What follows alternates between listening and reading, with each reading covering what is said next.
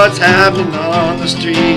Got a revolution, got a revolution. Hey, I'm dancing down on the street. Got a revolution, got a revolution. Ain't it amazing all the people I meet? Got a revolution, got a revolution. One generation got old, one generation got soul, but this generation's got no destination to hold. Pick up the cry. Now it's time for you and me. Got a revolution, got a revolution. Hey, we're marching down to the sea. Got a revolution, got a revolution. Ain't it amazing all the people I meet? Got a revolution, got a revolution. We're the volunteers of America. Volunteers of America. We're the volunteers of America. Volunteers of America. Take it down.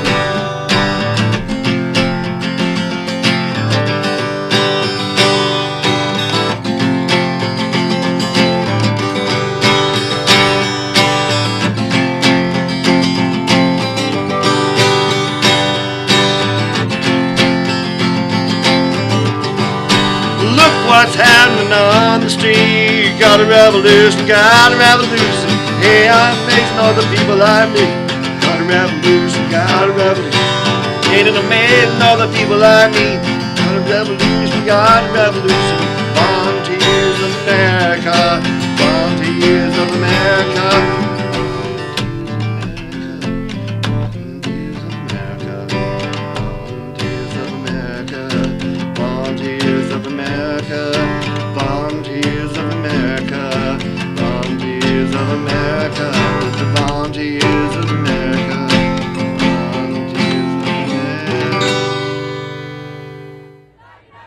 We are the 99%. Louder! We are the 99%. Shallow! We are the 99%. We are the 99%. Well, the Occupy movement already has had a number of significant successes. One of them, as you say, is to kind of change the national discourse. These concerns and fears and so on were, of course, prevalent for a long time for perfectly objective reasons, having to do with changes in the socioeconomic system in the last 30 or 40 years. But they weren't crystallized very clearly until the Occupy movement put them forward. And now they're kind of common coin. So 99% and 1%, the radical equality, the farcical character of purchased elections, the corporate shenanigans that led to the current crisis and have been crushing people for a long time, the overseas wars and so on. What are that's one major contribution. The other one is not discussed so much, but I think it's pretty important. This is an extremely atomized society. People are alone. It's a very business-run society, and the very explicit goal of the business world is to create a social order in which the basic social unit is you and your television set, in which you're watching ads and going out to purchase commodities, gain wealth, forgetting all but self. Now it's considered a kind of an ideal, but it's also intolerable to human beings. One effect of the Occupy movement has been simply to spontaneously create small social systems of solidarity, mutual support, cooperation, cooperative kitchens, libraries, health services, general assemblies in which people actually interact and so on. That's something very much missing in the society. And when we talk about potential, part of the potential would be to, first of all, maintain those bonds and associations after the tactic has outlived its usefulness, and tactics do outlive their usefulness. But after that happens, if what has been learned and internalized can be sustained and extended, that would be very important in itself. The other dimension is how much can you engage the rest of the so-called 99% in these activities, concerns, interactions, and so on. That's the next big step that has to be taken.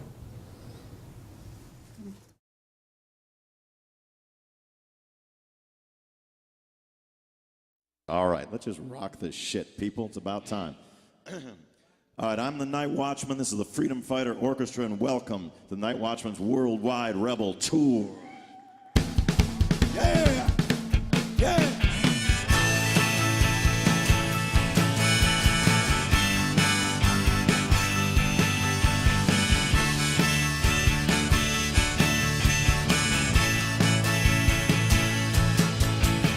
History's not made by presidents or popes or kings or queens or generals or CIA kingpins running dope. History's not made by nine-robed men or billionaires or bankers. It's not made by them. Black Spartacus heart attack machine. A black Spartacus heart attack machine. A black Spartacus heart attack machine. Might throw a little money around, wondering who can be bought. Or some might find they're cheaper and some stronger than they thought. Well, I'll stand or fall right here in my country, in my home. I used to think that I was alone, where I ain't alone no more. A black Spartacus heart attack machine. A black Spartacus heart attack machine. A black Spartacus heart attack machine. Go!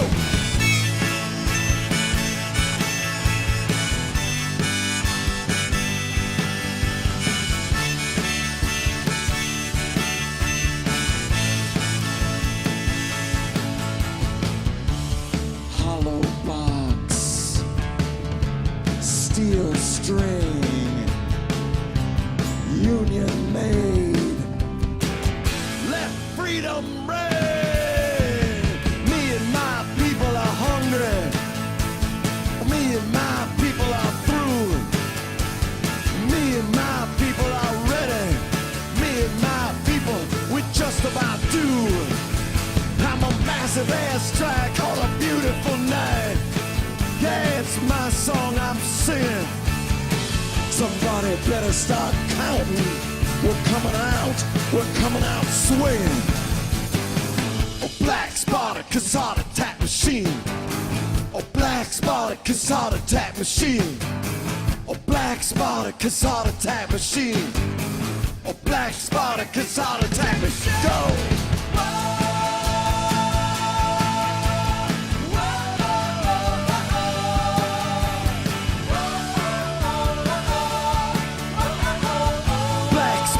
Heart attack machine.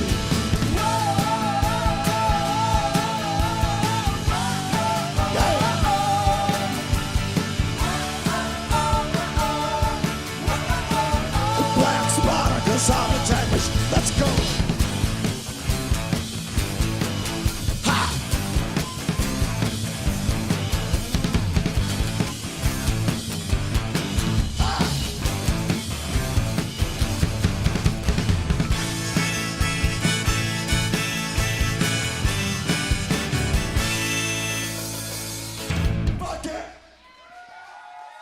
Black Spartacus. You've gone after the oil companies. Absolutely. Right? And GE and the banks, the companies that and don't all the pay bailouts taxes. for Wall Street. Absolutely. The bailouts people makes people on the left That's not and what the this right is all upset. about, Juan. That's not what this is all about. This is, I hate capitalism. I want this socialist nirvana, and I'm going to disrupt everybody's life to make my point. The war effort, the war propaganda.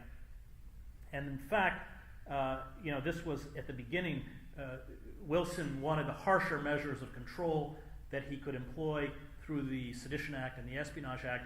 And the argument of Lippmann was that through a system of mass propaganda, they would only have to use those harsher measures of control selectively. And that is precisely what's happened. Debs, of course, ends up in prison for denouncing the war. But it was very rare that the sort of iron fist of the state had to intercede. The propaganda was that effective. And MacDonald, when he writes about this period, said what happened immediately when the war was over was that we entered a kind of a culture of permanent war. Because the moment the war ended, the dreaded Hun was replaced with the dreaded Red. Indeed, to make the transition, the propagandists spun out a story about how it was the Germans that had funded the Bolsheviks and the Russian Revolution. Clearly, there was collaboration. They let Lenin and was about 160 Bolsheviks from Switzerland go on a SEAL train through Germany into Russia. And MacDonald says, well, there was all of the political and social theorists of the 19th century, none of them anticipated, including Marx, this idea of permanent war, this psychosis of permanent war, where you're constantly looking for the internal enemy. And it's immediately after the war that you see the sort of residue of radical publications and movements get squashed. That's when the Wobblies get squashed.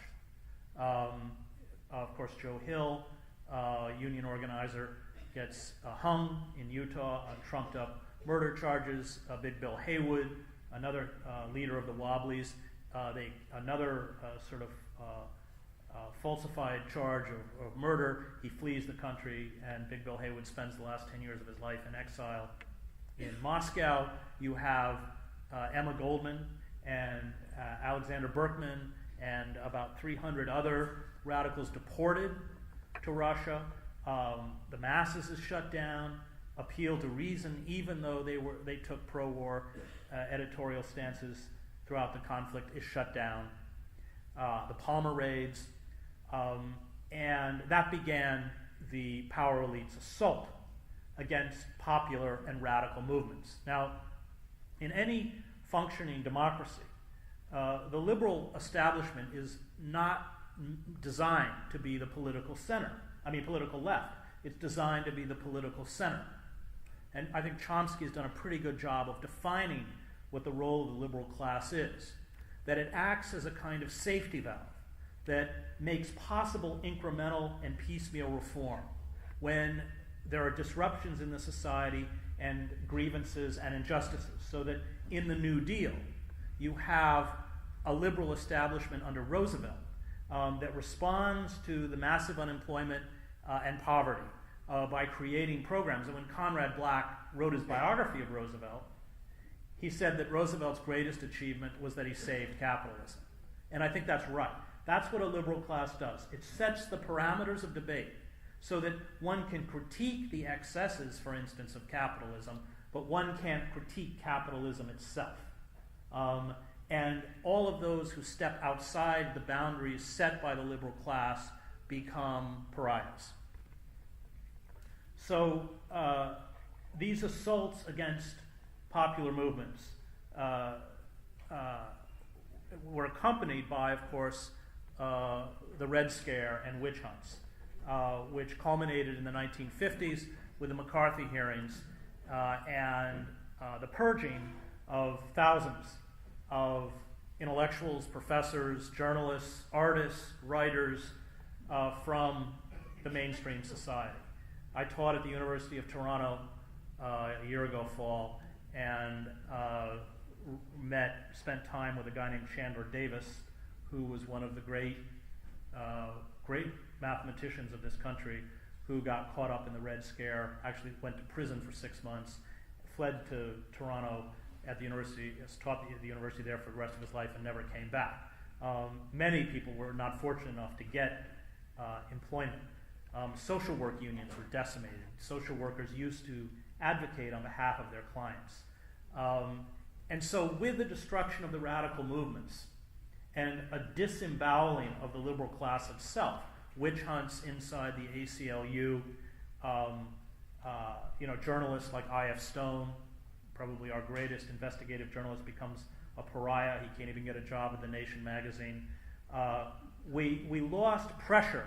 Some of you laugh, and I know why. We lost that pressure from populist forces that had always been the correctives within American democracy. All of the changes. I mean, if you go back and look at the way governance was constituted by the founding fathers, they were terrified of popular rule, and they installed numerous mechanisms to prevent popular rule. Of course, huge segments of the American population were utterly disenfranchised from the start. Not only Native Americans, African Americans, women, indentured servants, people without property. It was always a white, wealthy elite because of his speculation in Indian lands. By the time Washington became president, he was the wealthiest person in the United States. And American history, and Zinn, writes about this really well, has been a struggle by these forces to open up that democracy. It's been a constant struggle to open it up. Labor unions, without question, created the middle class in this country. And with the decimation of these populist forces, none of which achieved formal positions of power, the Liberty Party that fought slavery, or the suffragists, or the labor movement, the civil rights movement, although by 1968 Martin Luther King was probably the most powerful figure in the United States, because when he went to Memphis or Selma, 50,000 people went with him. And with the destruction against these radical movements and the weakening of the liberal class, what we lost were the impediments against a rapacious corporate capitalism. And it began probably with the Taft-Hartley Act. I mean, every achievement of the New Deal was rolled back. The last one probably being in 1999, given to us by Lawrence Summers with the destruction of Glass-Steagall, which protected our banking system. There is no banking crisis in Canada because Chrétien did not tear down the firewalls between commercial and investment banks.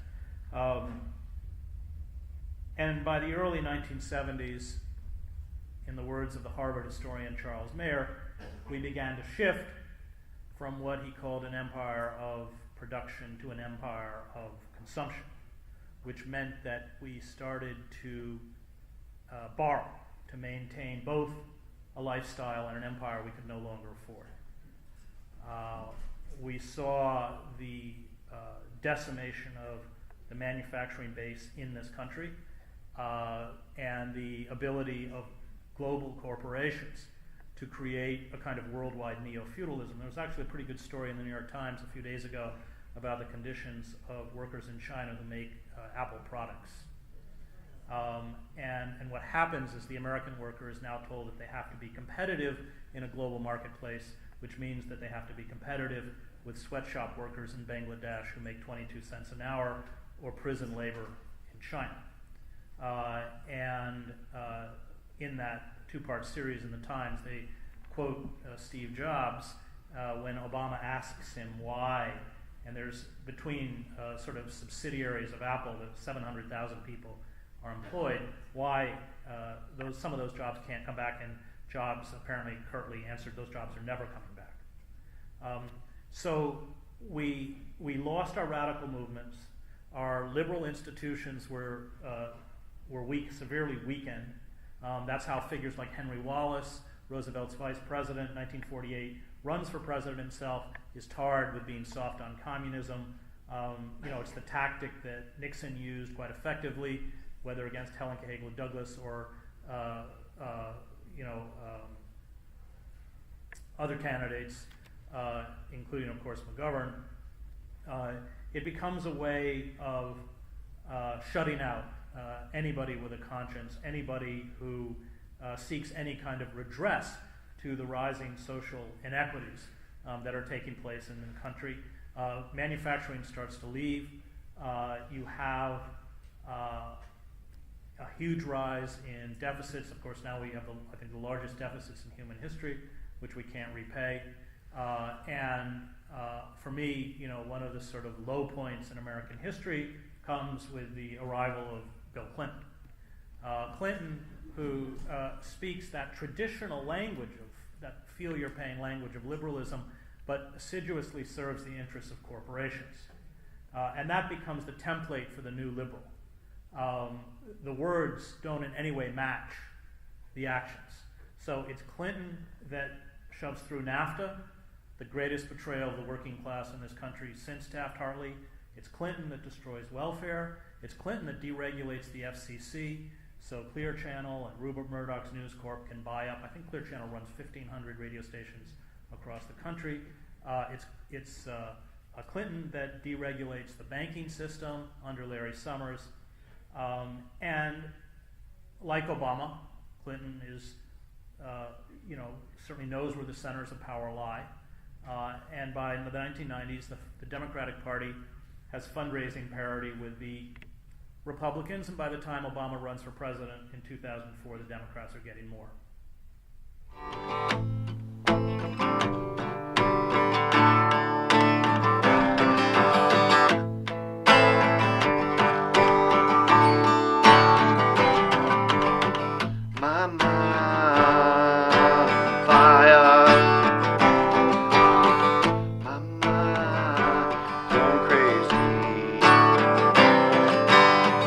I don't know why it is I live my life this way. Go walking, stuck you dead, don't you even care. Live our lives and live a dream, no one seems to care. Live your life the way you want to. Doesn't seem to. What you've been doing, yeah. What you've been doing, yeah. What you've been doing, yeah. Searching for the freedom that America promised you. Never can find that freedom, no matter what you do. Live your life in the media dream, accepting what you're told. If you walk, strike you dead before you even get old. Live your life the way you want to. Doesn't seem to.